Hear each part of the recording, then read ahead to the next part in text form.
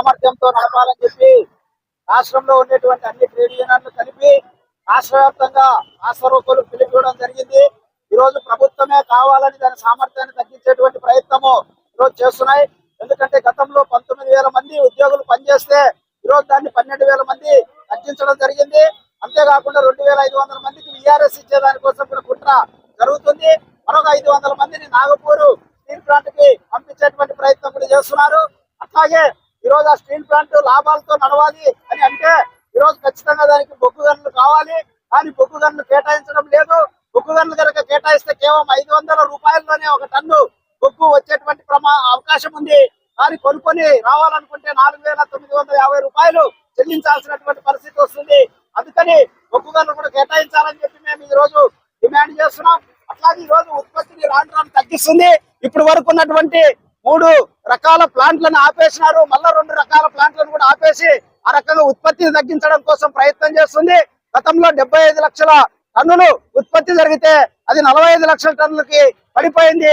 ఈ రోజు కేవలం రోజుకి గతంలో 21,000 టన్నులు ఉత్పత్తి అయితే కేవలం ఈ రోజు 12,000 టన్నులు మాత్రం ఉత్పత్తి అవుతుంది. అందుకని దాని ఉత్పత్తి సామర్థ్యాన్ని తగ్గించి దొడ్డిదారిన ప్రైవేటీకరణ చేయడానికి ఓక్సో కంపెనీకి అప్పచెప్పడానికి ప్రయత్నాలు చేస్తున్నారు. అధికారంలోకి రాకముందు రాష్ట్రంలో ఉన్నటువంటి ప్రభుత్వ పార్టీలు మేము అధికారంలోకి వస్తే దాన్ని కాపాడుతామని చెప్పారు. కానీ ఇప్పటి వరకు అటువంటి చర్యలు చేపట్టడం లేదు. అందుకని రాష్ట్ర ప్రభుత్వం కానీ కేంద్ర ప్రభుత్వం కానీ విశాఖ ఉక్కును కాపాడడానికి తగిన చర్యలు తీసుకోవాలని చెప్పి సందర్భంగా డిమాండ్ చేస్తున్నాం. నా పేరు అంజుబాబు, సిఐటి జిల్లా ప్రధాన కార్యదర్శి. విశాఖ ఉక్కు ప్రైవేటీకరణ ఆపాలని, అదేవిధంగా విశాఖ ఉక్కు సామర్థ్యానికి అనుగుణంగా మరి పనులు నిర్వహించాలని చెప్పేసి, అంతేకాకుండా ఈరోజు నష్టాలను చూపించి ఈరోజు బీజేపీ ప్రభుత్వం విశాఖ ఉక్కును ప్రైవేట్ పరం చేయాలని చెప్పేసి చూస్తుంది. అయితే దీన్ని కార్మిక సంఘాలు, రైతు సంఘాలుగా తీవ్రంగా ఖండిస్తున్నాం. విశాఖ ఉక్కు అనేది ఊరికే వచ్చినది కాదు. ఈ రాష్ట్రంలో ఒక పెద్ద ఉద్యమం జరిగి వేలాది మంది ఈ ఉద్యమంలో పాల్గొని 32 మంది ఆత్మత్యాగం చేసి ప్రాణత్యాగాలు చేసి సాధించుకున్నటువంటి విశాఖ ఉక్కు. అంతేకాకుండా అప్పుడున్నటువంటి మరి వామపక్షాలకు సంబంధించినటువంటి ఎమ్మెల్యేలు, ఎంపీలు, ఎమ్మెల్సీలు వాళ్ళ పదవులకు రాజీనామా చేసి విశాఖ ఉక్కు సాధించుకున్నారు.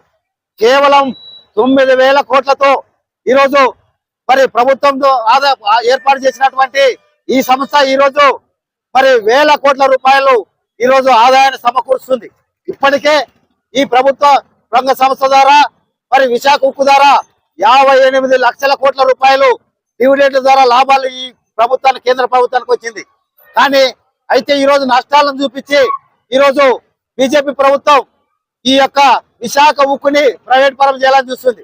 అయితే మేము అడుగుతున్నాం, విశాఖ ఉక్కుకు సంబంధించి సొంత గనులు ఏర్పాటు చేసి మరి ప్రభుత్వమే సొంత గనులు ఏర్పాటు చేసి విశాఖ ఉక్కు సామర్థ్యాన్ని పెంచాలి. అంతేకాకుండా విశాఖ ఉక్కుని ప్రభుత్వ రంగంలోనే కొనసాగించాలని డిమాండ్ చేస్తున్నాం. ఈరోజు కేంద్రంలో ఉన్నటువంటి బీజేపీ ప్రభుత్వానికి అండగా ఉన్నటువంటి ఎన్డీఏ భాగస్వామైనటువంటి ఈ రాష్ట్రానికి సంబంధించినటువంటి రథసారథి చంద్రబాబు నాయుడు, అదేవిధంగా పవన్ కళ్యాణ్, ఈ రాష్ట్ర బీజేపీ ఈ రోజు నిద్రపోతుందని అడుగుతున్నాం.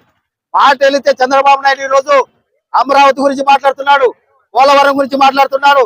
ఈ దేశాన్ని, ఈ రాష్ట్రంలో ఉన్నటువంటి అతి పెద్ద ప్రభుత్వ రంగ సంస్థ అనేటువంటి లక్షల మందికి ఉపాధి కల్పిస్తున్నటువంటి విశాఖ ఉక్కు గురించి ఎందుకు మాట్లాడడం లేదని చెప్పేసి మేము అడుగుతున్నాం.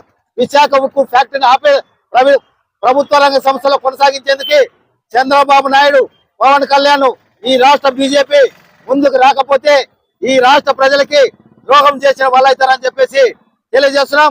విశాఖ ఉక్కు ప్రభుత్వ రంగంలో కొనసాగేంత వరకు కూడా కేంద్ర కార్మిక సంఘాలు, రైతు సంఘాలుగా పోరాటం కొనసాగిస్తామని చెప్పేసి తెలియజేస్తున్నాం. ఎస్ మునప్ప, ఏఐటీసీ జిల్లా కార్యదర్శి, కర్నూలు.